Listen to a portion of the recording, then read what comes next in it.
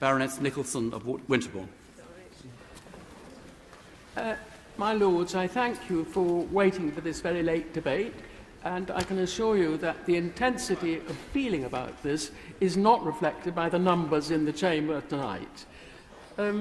Indeed, we had a debate on this some couple of weeks ago, and I might perhaps point out that the debate today still demands the withdrawal of Annex B, which gives a priority to trans people over women. But despite the word trans people, we believe that this is a debate about the rights of women to have their dignity, privacy and safety reaffirmed and brought back into the centre, because those three things have disappeared. There's a rising tide of misogyny in society today because of social media, and the NHS should be behind us in terms of supporting women because of our priority needs in health. Indeed, I would suggest that trans rights, instead of being priority over women, which has happened because of Annex B, trans rights should be reconciled with, but cannot trump, the dignity and safety of all patients. No one patient, save for medical reasons, should be prioritised over anyone else. I think that is one of the most fundamental failings of the 2019 Annex B, which talks quite differently to that. Because 51% of the population are being deprived, and the protections that we have taken at least 50 years to come through at all. Indeed, I would suggest that the rights of women is our priori right, absolute touchstone for any civilised society, and we've got it wrong. We've somehow changed course. I suggest that Parliament sets the law. We create the common position for society on any aspect at all of life. Indeed, we are omnipotent and omnicompetent, or rather, not necessarily this chamber, but the other chamber is omnipotent and omnicompetent. And yet, this self-ID, which is the heart of Annex B, has deliberately been pushed through almost surreptitiously without debate in either chamber. I think this is scandalous, and I'm a parliamentarian of many years standing in different parliaments, and for me the heart of this debate is that Parliament has been ignored and bypassed, and surreptitiously something really far-reaching has been brought in, which affects all families, all faiths, all identities, and all levels of society. In place of sex-based rights, we are given priority rights to one special section of society.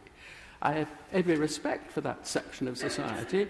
Indeed, as a Member of Parliament, I must have been one of the very earliest Members of Parliament who actually tackled transgenderism in my constituency.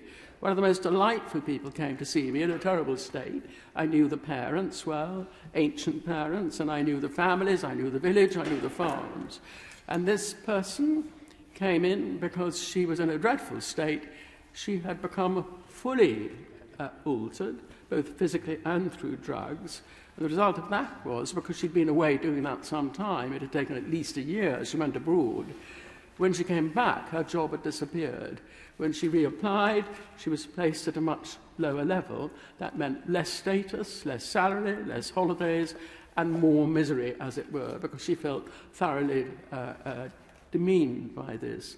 She was, in fact, a member of the police, and it wasn't very easy at that moment to persuade the police that this was a fully acceptable thing to have done. So I think in that sense I've won my colours on transgenderism. It wasn't easy, but I managed it. And it wasn't easy socially for her, and I really helped on that as well. Nonetheless, where we are today is in a different situation, whereby my gender, my sex, has been made less dignified in hospital, and by a backdoor attempt, Our amendment tonight seeks to reverse this and to include the very deliberate opt-out in the 2010 Equality Act to protect single-sex spaces in hospitals. These are paragraphs 26 and 28. And I would suggest to the noble Lord the Ministers that the filleting of the relevant clause which has been placed in Annex B to justify this elite position of one small branch of society, I haven't seen that filleting of legislation anywhere before in Britain. I have seen it in new democracies. And it's a terrible thing to do because you are cheating the public. You're saying this is in fact the law when it is not the law. You have filleted it, and that is what has happened with Annex B. I'm really shocked by that as a parliamentarian. Irrespective of the subject, that is fact. It's a very wrong thing to have done. And I'm not at all happy that the current review fulfills best practice either. Having raised this for 2 or 3 years with ministers and received very little response, I have been informed twice now that there is a review. Indeed, I think there are 2 reviews going on, if not 3. However, the one that I believe the Minister is in charge of, to which the Minister, the noble Lord the Minister, referred, this one, I would suggest, is again in breach of government's own regulations on how a review is conducted. And those regulations, which are quite old, are rather good. They're very clear, they're very simple. They say you mustn't have people running this who are, in fact, have skin in the game. Yet that is exactly what has happened. In the Daily Telegraph today, a whole batch of rather wonderful women who don't sit in this house, alas, but run various women's organisations and are medical, have declared correctly that they have not been invited to give evidence. In other words, this review has been done without the input from the very people who will know more about it. I offered to give evidence myself, but I was not wanted. That's a different matter. I'm not medical. That may be perfectly fair. But these women, they're very special indeed, and they have not been consulted. This means women, generally speaking, have been left out of the review. And worse than that, even that, is that the people running the review, who I know, fantastic people, chief of nurses and so on, and the LGBTQ advisor, wonderful, very interesting, hugely knowledgeable people, but they have more than skin in the game. They are the game. And I do believe it's not right, therefore, that the review that matters so much to 51% of the population and to their families should be conducted in this way. So I am rather unhappy about this too, and it's being rushed through in parallel with this bill, and I suggest it doesn't meet the government's own guidelines on consultations on reviews. No impartiality and tremendous interest of the review team. Well, that's all too easy, but it doesn't actually give the right result. I remember again as a Member of Parliament a massive review conducted by the European Union into farming. My constituency was farming, and they came to see me because they were worried about what might come out of it. So I found from our own files here in London who was on the consultation. And, of course, there wasn't a single farmer. And this is rather the same thing, I would suggest. Of course, a number of colleagues in this House take their briefings from a lobby group called Stonewall. Stonewall has declared in its briefing for their responses to this debate that they should comment, that any comments from myself and others, Lord Blencathra, for example, the noble Lord Blencathra, should be responded to by saying blah, blah, blah. I would suggest that this is infinitely too serious for such a response. I finally wish to draw to the House's attention. I have been requested on a number of occasions by the noble Lord the Minister and others to give examples of what it is I am talking about. This is not at all easy because all the examples I've been given in confidence. And whereas I know who they are, some of them are medical professionals, some of them have already had their jobs threatened, I can see why they don't want to be known. However, a rather wonderful lady, I can't say who she is, she was raped about a year ago in a hospital by a man. There's only one way of having rape in Britain, and that is male on woman. You can't rape if you don't have the structure of a male. She was raped. She naturally reported it to the police. The police spoke to the hospital, and the hospital informed the police that there was no male in the hospital, therefore the rape couldn't have happened. They forgot there was television, nurses, and observers, as it were. Nonetheless, it's taken nearly a year for the hospital to agree that actually there was a male in the ward, and yes, this rape happened. During that year, my friend, by email, and it's all recorded, I know where the case is, I know who the police are, I know which the hospital is, I know everything on it, because she's given me the full case to make sure I knew what she was saying and that it was true. During that year, she's almost come to the edge of a nervous breakdown because being disbelieved at being raped in hospital has been such an appalling shock. Now, the hospital, with all the CCTV, actually have had to admit that the rape happened, that it was by a man, and therefore the police have changed their tune and have become enormously supportive and helpful, and the case is going ahead. But this has arisen directly from Annex B. The result of Annex B is that hospital trusts have informed ward sisters and nurses that if there is a male as a trans person in a female ward and a female patient or anyone complains, they must be told that that is not true. There is no male there. I refer there to the duty of candour in the National Health Service and have to say, frankly, I think it's completely wrong the National Health Service should be instructing staff or allowing a misleading of patients, in other words, telling a straightforward lie. This is not acceptable. The National Health Service is admired globally, and the duty of candour makes it absolutely imperative that the National Health Service should be frank and open and honest with the patients. Yet, trust after trust after trust has informed its staff that they must say the opposite to the truth when this situation arises. And the impact on my new friend is absolutely appalling. I beg leave to move. Amendment proposed: insert the following new clause and print the words as printed in the Marshall list.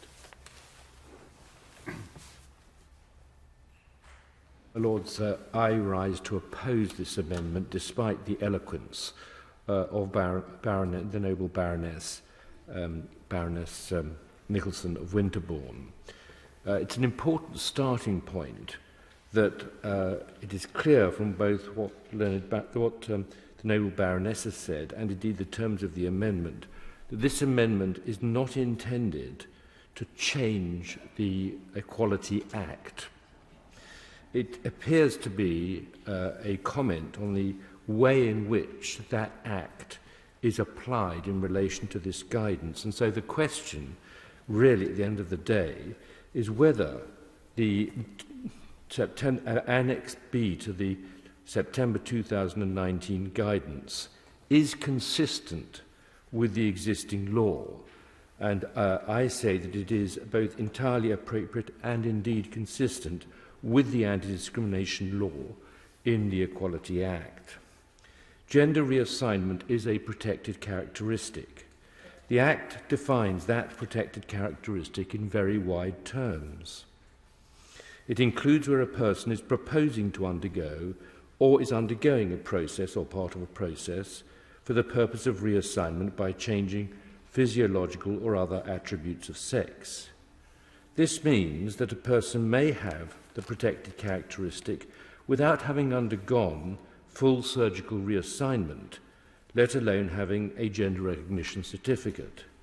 It will be sufficient, for example, if they had adopted attributes of a different sex, such as name, dress or hair, in their intended process of transition. The Equality Act prohibits discrimination or harassment on account of a gender reassignment. Harassment is defined in very wide terms as engaging in conduct related to the relevant protected characteristic, and that conduct has the effect of violating, in the case of gender reassignment, the trans person's dignity, or creating an intimidating, hostile, degrading, humiliating or offensive environment for that person. Under the Equality Act, a person who provides a service to the public, which would include the National Health Service, must not discriminate against a trans person as to the terms on which the service is provided, nor can they subject the trans person to any other detriment or harass them. The service provider must make reasonable adjustments where appropriate.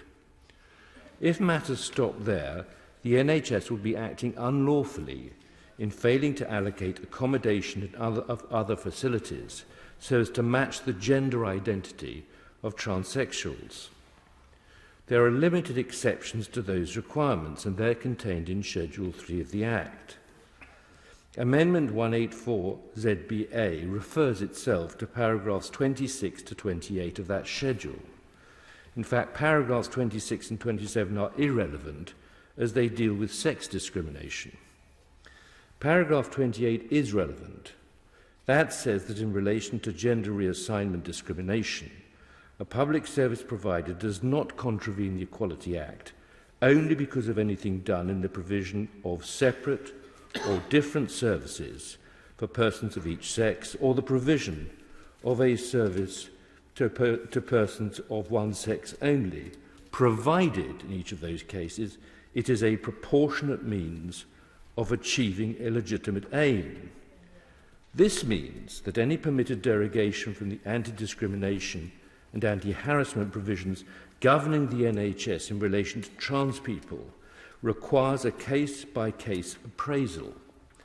Any derogation must be for a legitimate aim. It is not a legitimate aim that some people feel uncomfortable sharing accommodation and facilities with trans people of the opposite birth sex.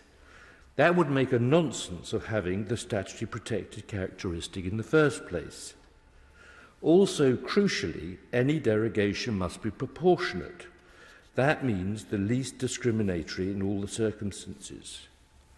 In the light of this legal framework, I cannot see anything wrong at all with the 2019 NHS guidance.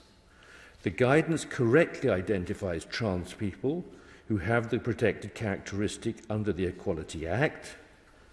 The guidance says that trans people should be accommodated according to their gender presentation.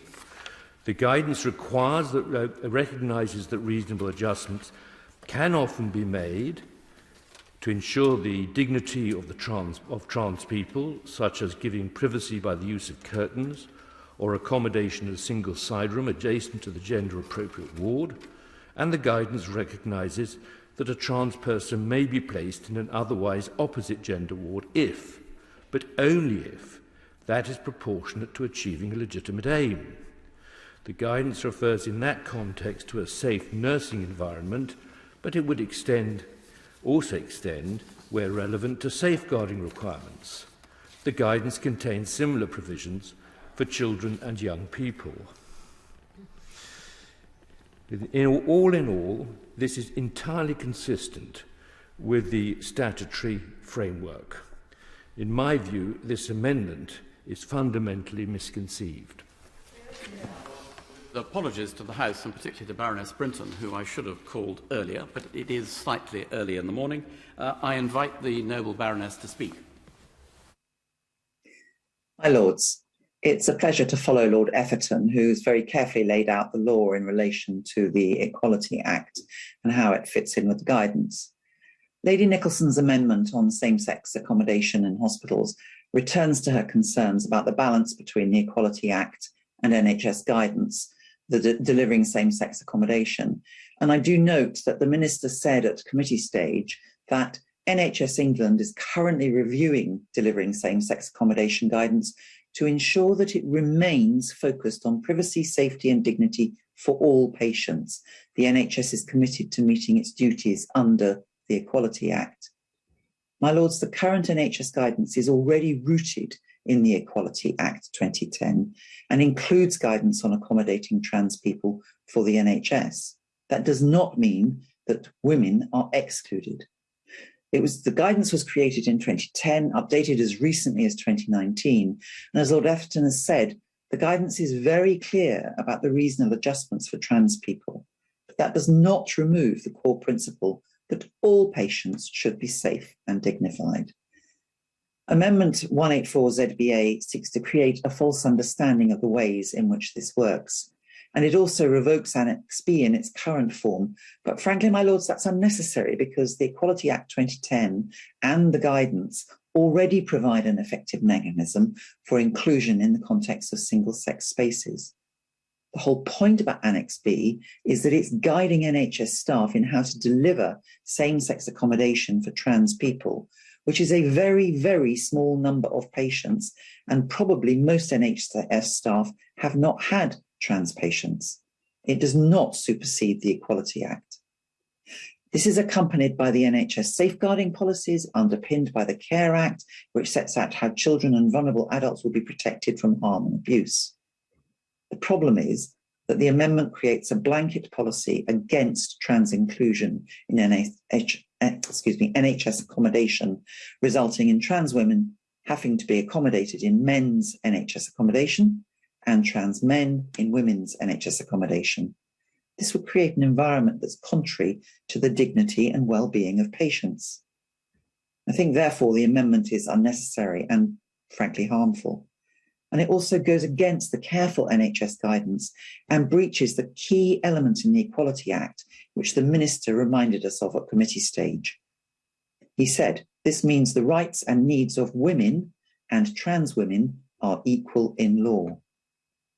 But above all, my Lords, there is no evidence to suggest that the status quo is not working. I hope Lady Nicholson will withdraw her amendment. I rise to speak in support of my noble friend, Lady Nicholson, and her amendment 184ZBA, as I maintain it would bring NHS trusts back into line with the Equality Act 2010. Schedule 3, Part 7 of the Act permits discrimination on the grounds of sex and enables provision that is separate, different and/or provided to only one sex if, quote, it is a proportionate means in achieving a legitimate aim. Paragraph 27 of Schedule 3 specifically provides for separate male and female single-sex hospital wards. A hospital ward where patients are, by definition, vulnerable and dependent on their surroundings for safety, privacy and dignity, e.g. they are unwell, sleeping in various states of undress, receiving intimate personal care, confused, etc., comfortably meets the legitimate aim test. Further, Annex B misstates who is included under the protected characteristic of gender reassignment by widening it to include transgender and non-binary people. This has no basis in law. Part 2, Section 7 of the Equality Act 2010 states that the protected characteristics of gender reassignment refers to transsexual people and that, quote, a person has the protected characteristic of gender reassignment if the person is proposing to undergo, is undergoing, or has undergone a process or part of a process for the purpose of reassigning the person's sex by changing physiological or other attributes of sex. It is important to establish what percentage of transgender people fit this description. In 2016, a meta-analysis of 27 studies estimated that approximately 0.01% of the population have a transgender diagnosis and/or surgical or hormonal treatment. In contrast, 0.35% of the population self-identify as transgender. This means only 2.9% of those who consider themselves part of the transgender community is undergoing any gender-affirming treatment. The vast majority, 97.1%, simply self-identify and make no modifications to their natal sex body. So there is a very high probability that someone born male who is supported under Annex B to be in a female ward is genitally intact. The risks this presents cannot be batted away. At the very least, women from religious minorities who require single-sex wards may be prevented from accessing health care. Some policies allow known male sex offenders who identify as women on women's wards. Further explanatory notes to Part 16, Schedule 3, Part 7, Paragraph 28, separate and single-sex services, show that the Equality Act permits single-sex wards also to exclude patients under the protected characteristic of gender reassignment if that treatment by a provider can be objectively justified. In other words, there is a legitimate aim as outlined above. Yet multiple NHS trusts have ignored this justification and generated policies based on Annex B, which undermine the safety, dignity and privacy of women patients and cause much distress. The NHS has failed to evaluate the effect of the current policy in this area, so there is a lack of objective evidence and data on this issue. But there is much anecdotal evidence from women who have shared their stories with politicians and the media that current practice is harming women in NHS care. This includes women who have been traumatised through violence from men and then re-traumatised. Annex B, in my opinion, is unlawful and should be rescinded. The NHS should find alternative ways of accommodating transgender patients rather than removing the safety, dignity and privacy of all the other patients in a ward by making that ward mixed sex. Given the hour, I shall be extremely brief. As a long-standing supporter of single-sex wards, single-sex provision, my lords, I raised the issue of the wording of Annex B and the status of the review of Annex B on committee. And, my lords, tonight I am attempting to continue to get answers, to try to get answers raised in correspondence with the Noble Lord the Minister, Lord Kamal, which I raised on committee and in that correspondence. My lords, it seems clear that the current review of Annex B is not the review promised by the Secretary of State, Sajid Javid, last August. And we've tried to get to the bottom of this in correspondence. I hope that the Minister, when she responds today, will be able to say exactly what the status of that review is. We've been informed that it's a scheduled, standard internal review, whatever that is, my lords, but there seem to be no terms of reference. There doesn't appear any analysis involved in how well the current provision of same-sex accommodation is working. The review hasn't been publicised internally. The review team is not independent. And the review seems largely to have been conducted behind closed doors, my lords. And at the very last moment, my lords, certain organisations which were recommended to be taken evidence from were indeed taken evidence from in a 1-hour Zoom session, my lords. And that was about it, my lords. So totally unsatisfactory form of review, taking evidence, and it seems to be moving in a particular direction, my lords, without any transparency at all. So, my lords, I very much hope that the Minister will be able to give us much more information about this review, what its purpose is, whether indeed it is the one that the Secretary of State promised. If it isn't, whether or not there will be terms of reference published publicly so that we can actually have a discussion about how those terms of reference should be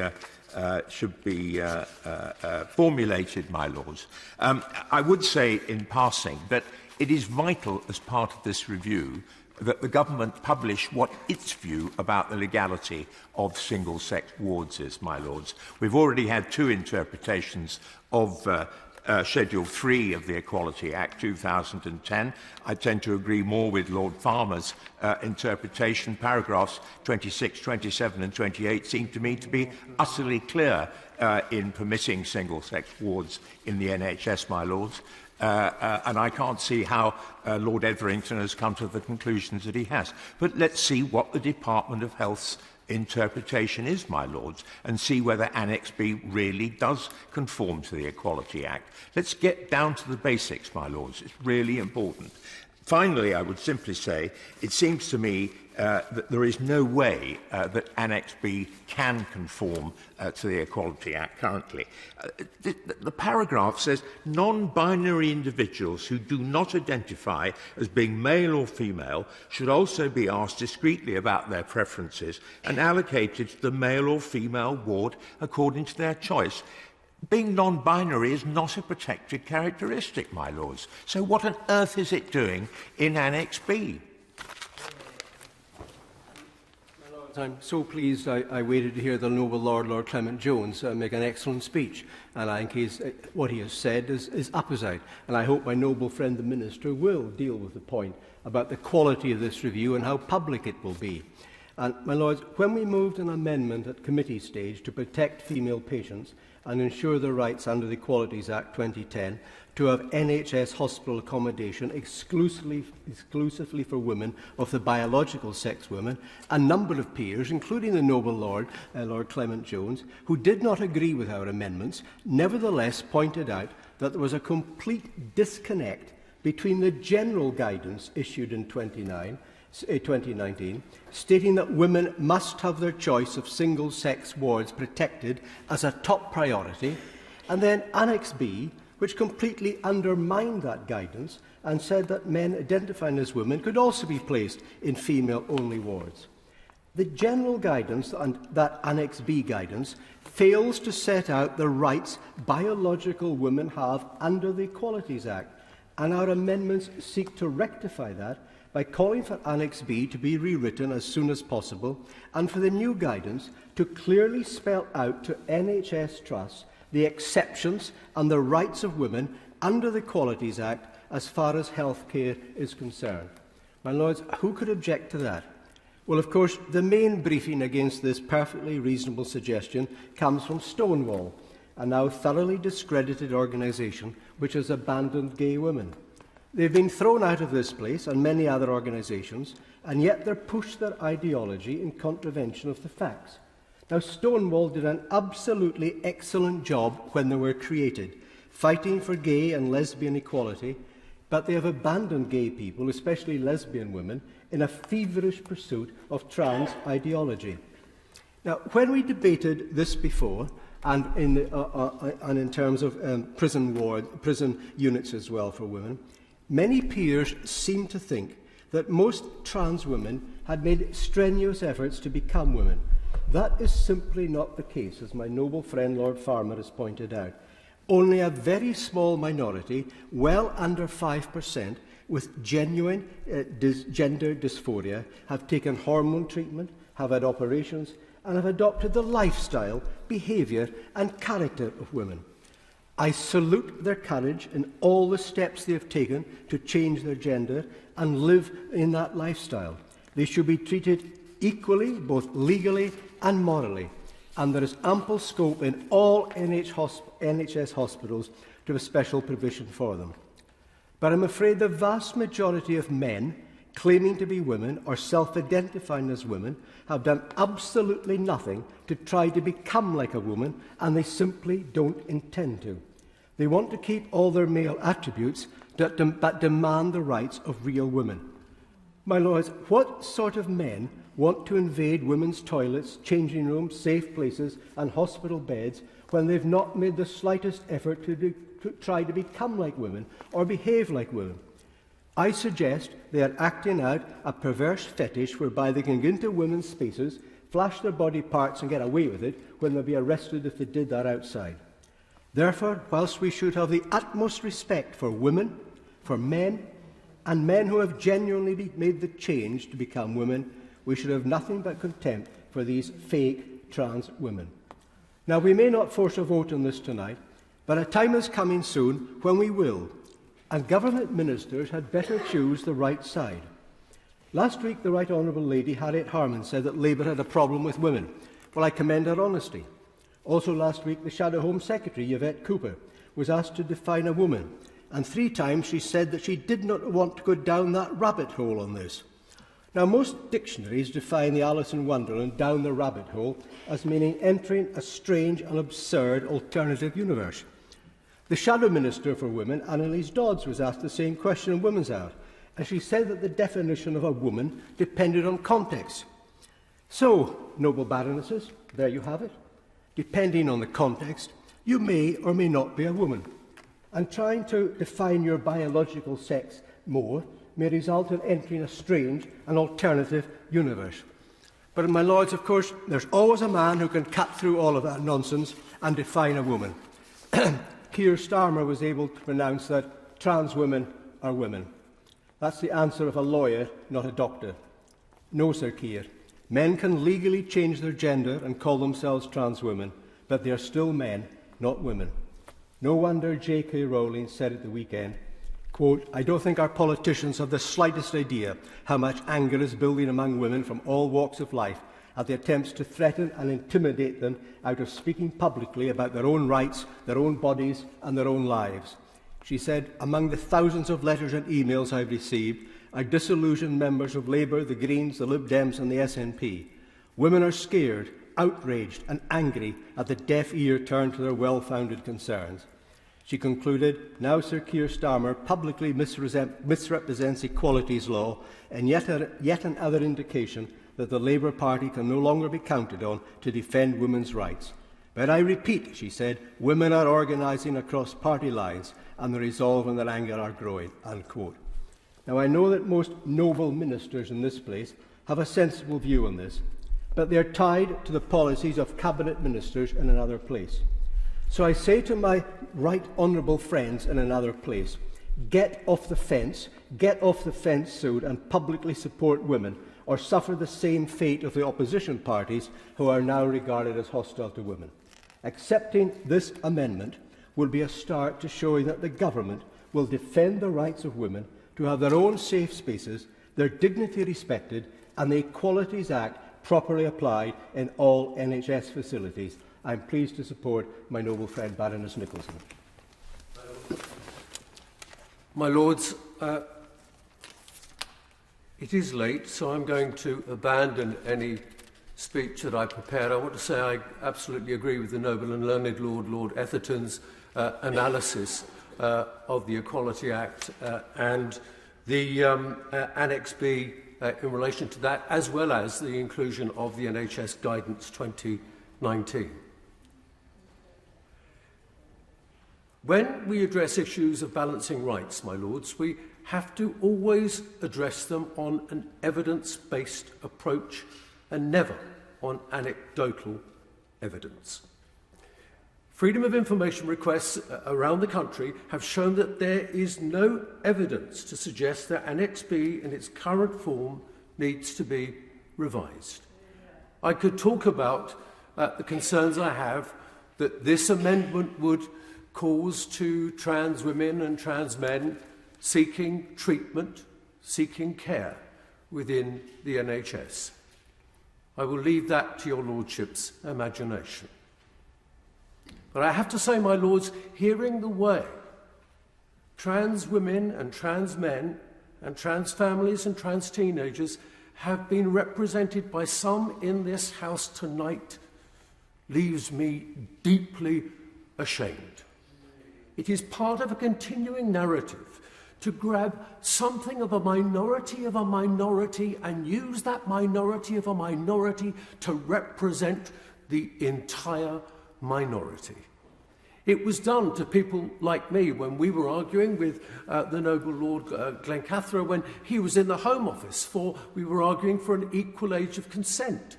And the language that was used privately and publicly to describe people like me, men like me, that I was not worthy of being treated as an individual contributing member of society that should be afforded the same protection of the law and the same obligations to the law. History shows me, my lords, that the language being used to represent trans women and trans men and trans teenagers and their mothers and fathers is exactly the same as being used against minorities across the centuries in order to diminish those individuals, dehumanize, demonize, and then remove their rights, their right to belong. So therefore, I say to the noble lady, the Minister, when she replies, and I say this as a co-founder of Stonewall, the founding chair of Stonewall, and someone who is immensely proud of the inclusion of rights that Stonewall has adopted and continues to adopt and will not flinch away. As an equality organisation, it cannot believe in partial equality.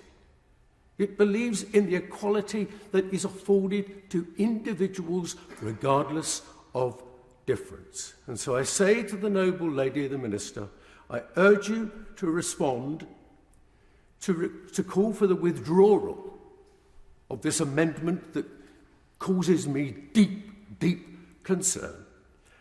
And please reassure us that any review that you take of the extremely important Equality Act and the guidance of 2019 is only evidence-based, and then publish the evidence. My Lords, I apologise that I didn't speak on this issue at committee stage. As I had stayed late to actually speak on the prior amendments in defence of women's reproductive rights, I decided to stay because this, in fact, is a natural follow-on. Because despite what's just been said, this is actually about women's rights, and it's about the concerns that women have that NHS guidance on trans issue are effectively undermining the right to have women-only or same-sex wards in hospitals. I'm not going to rehearse the whole issue around gender identity tonight. We're all far too tired. So I want to keep this quite straightforward for me. The noble Lord Etherton, I felt rather dismissed the concerns when he said that we can't, more or less said that we can't pander to people who feel uncomfortable. And I just wanted to somehow express that women feeling uncomfortable, I don't know, having been a woman who's been in hospital, at your most vulnerable, needing to feel safe and so on, the idea that you can't guarantee single sex in that instance, yes, it's uncomfortable, but also this is a one gain and a right, and it's a perfectly legitimate right, and women shouldn't be made to feel embarrassed or patted on the head like, you know, don't you worry your pretty little heads, this is all to do with equality. And you know, we've just heard a contribution that says be careful, watch your language effectively, but I'd say also watch what you're suggesting that women should do, which is to back off from this issue, and I don't think that they should and they won't. And it's also the case that all trans people are not represented by trans activists. And there are trans women that I know, and yes, it's anecdotal, there are trans women that I know who do not support trying to have mixed, effectively what will be mixed wards, or confusing or undermining single-sex wards in NHS settings. So, what do I think? I thought Lord Clement Jones, the noble Lord Clement Jones, made a very important point that I wanted to kind of just finish on, which is the review that we've got at the moment. So there's concerns, lots of concerns on all sides. Let's have a review. It seems that the Secretary of State wants a review, but we now don't know whether the review that's happening at the moment is the review that he wants or not. But the review that's happening at the moment is not satisfactory. It's that peculiar internal NHS review that's been referred to. the review is carried out with no public terms of reference, all seem to be carried out in secret. It's been co-led by Dr. Michael Brady, who is the advisor for LGBT at NHS England, which I'm sure that he is incredibly well-intentioned, but he's the LGBT advisor at NHS England, and I suggest that might make him rather the opposite of impartial. We now are told that the review has looked to Stonewall and Mermaids for support in the review, and it's been reported that in December, the lead reviewer wrote to campaign groups supportive of gender identity position on this issue, assuring them that, quote, there were no plans to reduce the existing rights of transgender people. Now, what I'd say to you is what I've just said now is not evidence at all, it's all hearsay. I'm just kind of repeating what somebody has said and maybe somebody said. And I can tell you that I'm not satisfied either, because I don't want to find out about this review by reading today's newspapers, which is where I basically got that information, and leaked emails. This isn't satisfactory. So I want actually the government to take this seriously and recognise that when we have somebody say there are no plans to reduce the existing rights of transgender people, that what women hear is, if I can translate it, is that women-only wards are not guaranteed at all. And I want the government to be honest with us about what they believe, what they're arguing for, and I want them also to take us away from having to discover these things in newspapers and instead give us an assurance that there'll be a new review set up that's independent, fully resourced, that actually has a clear set of terms of references that people on different sides of this argument can look at and discuss openly, try and detoxify it by bringing it out in the open and having a credible review with all sides of this argument consulted, represented and talked to, and absolutely women should be asked and not given an hour's Zoom as an afterthought. I will be very, very brief because it is extraordinarily late. I think I have just a few very short observations. The first is that as a lesbian woman in this House, I have spent many, many years reading Hansard and watching proceedings in this House and hearing lesbians being referred to in far less positive terms than they are today. And it's quite a contrast to hear from others in this chamber such concern about lesbian women. And I would just want to put on the record that many, many lesbians are entirely supportive of the current status quo in relation to the provision of trans people in single-sex and other accommodations. And this suggestion that lesbians are opposed to this is unhelpful, I think. In the spirit of detoxifying the debate, I think it's very important that we do stick to the information and facts that are available. The second thing I would observe is that there is a review being undertaken. And unlike there are many, many reviews in the NHS, I've heard about this review more times on more platforms via more mediums than any other thing that seems to be going on in the NHS at the moment, despite the fact we're in the middle of a global pandemic. I have contributed to that review, I've written, and I'm sure Noble Baroness Nicholson has also done the same. We are more than capable of lobbying and influencing different institutions to put our view forward. And I'm interested and curious about the consequences of that review, and it will be interesting to see what comes next. My other observation is that Lord Terry Etherington, I think, is a very good authority on the Equality Act, and I trust him completely. I don't think his analysis is subjective or a hot take. I think he does know his stuff. And finally, I would say, as a daughter of a mother who trained to be a nurse and then a midwife and retired after 40 years as Professor of Nursing and Midwifery and trained hundreds and hundreds and hundreds of nurses and midwives, I have absolute confidence in the professionalism of NHS staff to manage tricky issues when they occur. They do not just occur in relation to the 0.002% of the population who may or may not be trans. It comes up in all sorts of areas. And I trust the NHS to handle those situations when they do. So I would just beg that as these discussions continue, and I am 42 and I expect that the entire of my life period, which I imagine, I hope is another 40 years, will contain a lot of these discussions. I hope we can have them in a manner that is respectful towards each other and our different perspectives. Thank you. My Lords, I am absolutely delighted to be speaking in a debate after the Noble Lord, Lord Cashman, and the Noble Baroness Lady Hunt. My biggest beef with Stonewall has been their refusal to debate. And I think by that policy, they have built up a bank of fire and argument which has done a great deal of harm to trans people and to others. And if we are seeing an end to that, circumstances under which we can talk these things through, and they are not easy issues, and reach a comfortable conclusion, then I shall be absolutely delighted. I have many times asked Stonewall if I can discuss things with them. They have never acceded. Perhaps this is a new beginning.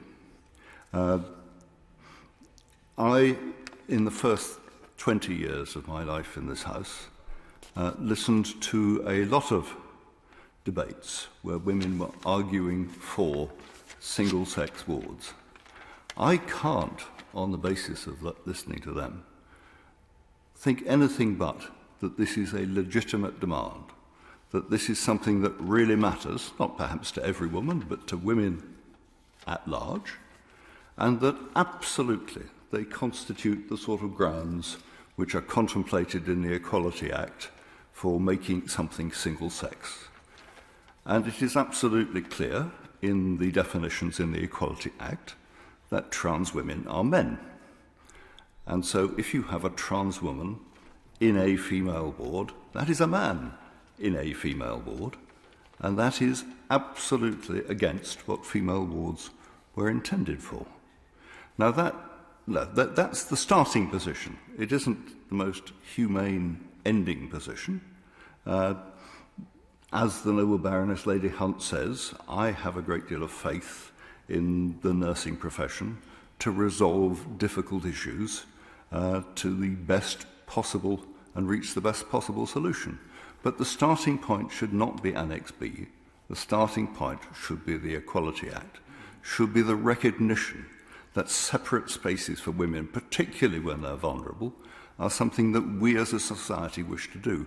It is, when we last had a review of the Gender Recognition Act, Stonewall submitted evidence to say that they wished the exceptions under the Equality Act to be removed. I don't start from that position. I start from the position that those exceptions are very important. And nor do I follow the Noble Lord Etherton in suggesting that these are that the review has to be case by case, as in person by person. It's quite clear to me from the judgments that have been made under that Act that this refers to the circumstances of an institution. So an institution is quite entitled to say that no, we will not allow any male-bodied people to share a hospital ward which is purely for female-bodied people. Now, as I say, I don't regard that as a satisfactory end position. I think the right way to get to a proper conclusion is debate. I think a review which was not as obviously biased and unsatisfactory, I would have a review carried out by people who are so committed to a very highly politicised organisation, one which is embracing the extremes of postmodernism in its attitude to people, is entirely unsatisfactory. This has to be what the Noble Baroness Lady Hunt has just called for, a broad conversation, a broad review, one that respects the position that people find themselves in, one that is, yes, interested in arriving at an evidenced position at the end of it. That isn't what we've got at the moment. I hope it's what we'll arrive at. I hope this House can play its part in that. And I am absolutely delighted that at last we have a conversation.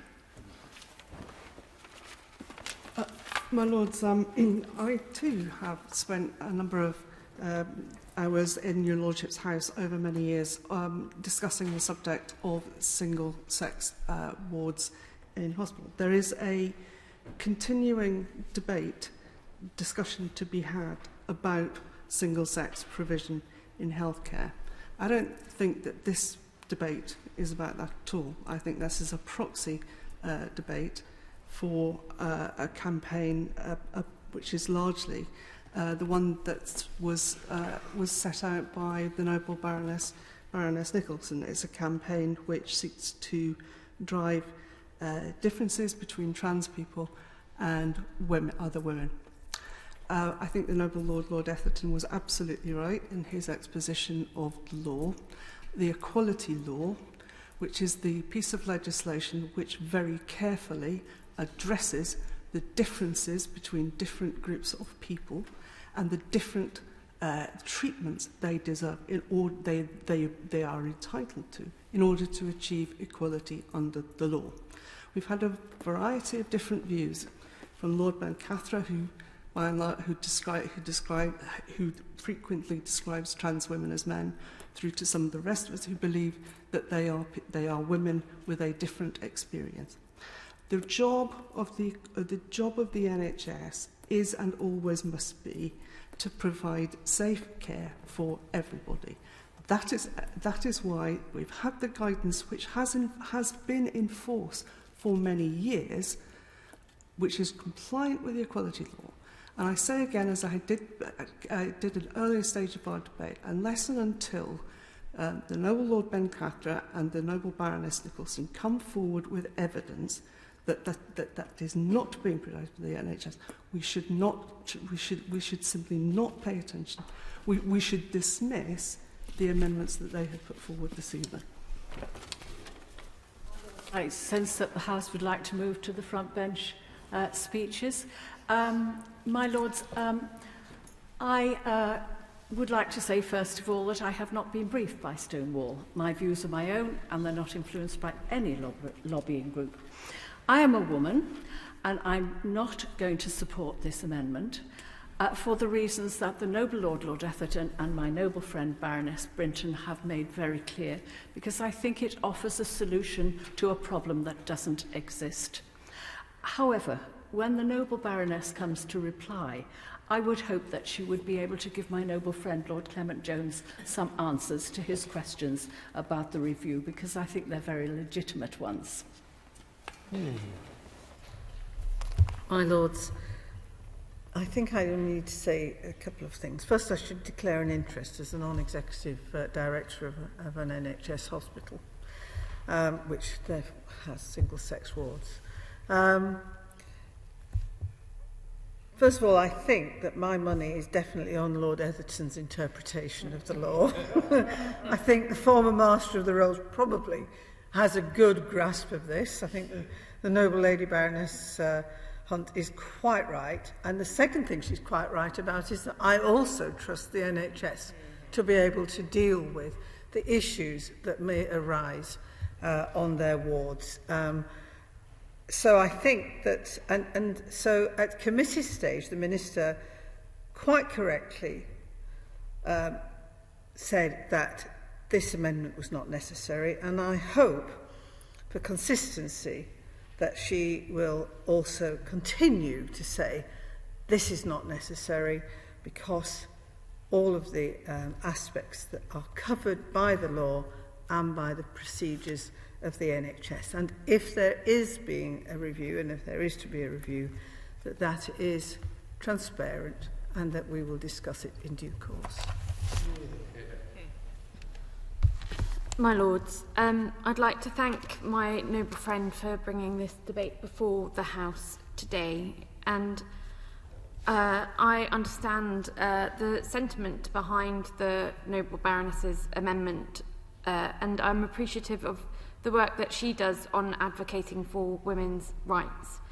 It's an absolute departmental priority that all patients feel safe when receiving NHS services.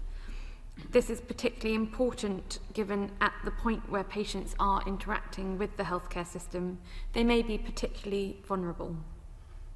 The noble Baroness and all noble lords are clearly well aware that the NHS England and NHS Improvement are currently reviewing the operational guidance delivering same-sex accommodation to ensure that it remains focused on privacy, safety and dignity for all patients. An internal review of the guidance is the right way to ensure that it is fit for purpose and compliant with all statutory obligations.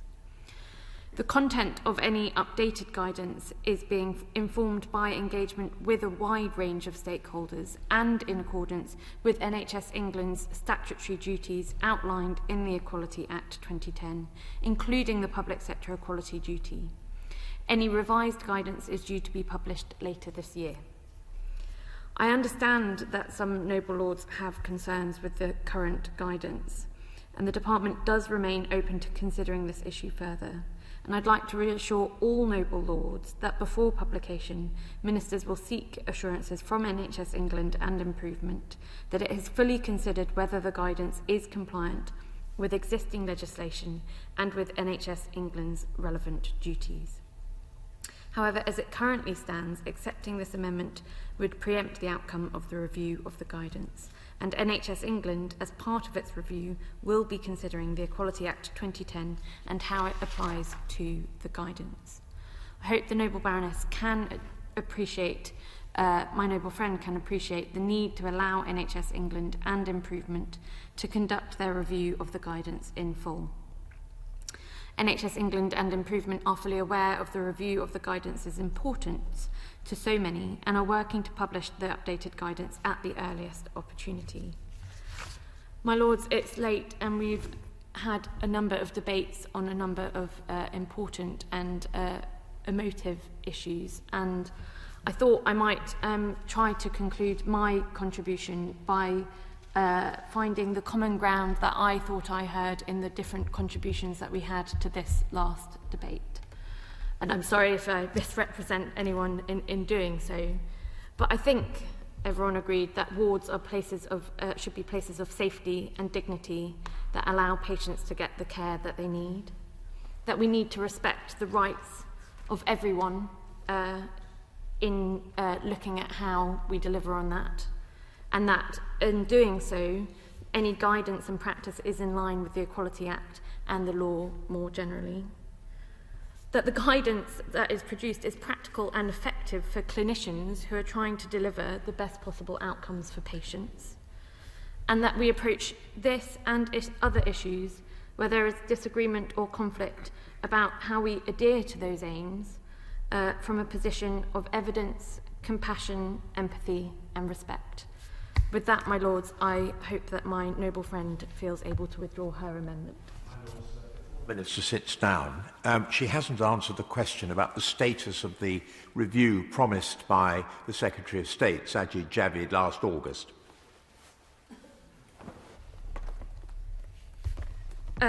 My Lords, it is NHS England's responsibility to ensure that its own guidance is compliant with the relevant provisions in the Equality Act and works operationally and effectively. And that's why the NHS England is doing the review of its guidance. As I understand it, the Secretary of State had previously said that he had asked the Department for Health and Social Care for fresh advice on this issue, and he is indeed taking advice from the Department on this matter. Stand very quickly.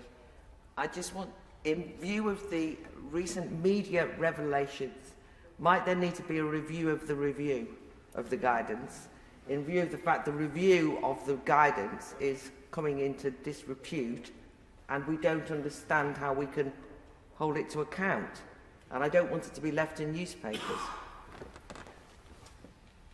My Lords, I think it's worth making 2 points. The NHS review is of operational guidance and is called PDNS, Privacy, Dignity and Safety, and it's reviewing the entirety of the delivering the same-sex accommodation guidance. This guidance does include Annex B.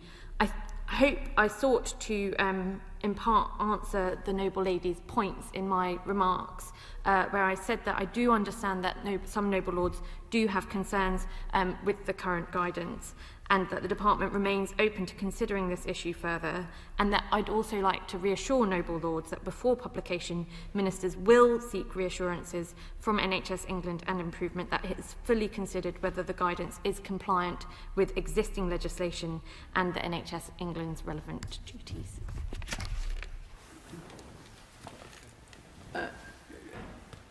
My Lords, I'm very grateful indeed to the noble Baroness, the Minister, and to the noble Baron also for all of the work, if I could say on behalf of everyone, the magnificent work that they've put in throughout the whole of this great debate.